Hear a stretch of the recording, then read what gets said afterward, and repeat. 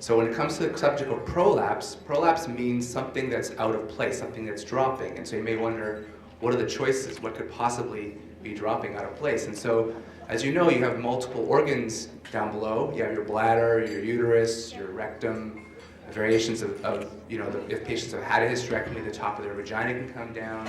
So any number of things may drop. If you've never experienced this, you may wonder how this could be possible. And you have experienced this, you know that it's something that becomes uncomfortable. It's something you can feel that doesn't feel right. It may not feel comfortable when you exercise or when you do something heavy, like lift something heavy or stretch. It may be something you first noticed after childbirth and progressively got worse over time.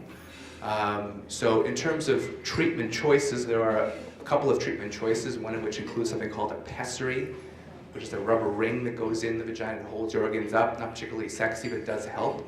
And that's the only alternative you have is something surgical, where you could have an operation, which is usually done minimally invasively, with no abdominal incisions at all, to try to lift up what's dropping. There are a number of different surgical alternatives to fix this, and this is where perhaps going to a subspecialist is a little more useful than to a general gynecologist or a general urologist, because this is all that I do. I don't really do general OBGYN. I get referrals from OBGYNs for these specific surgical problems.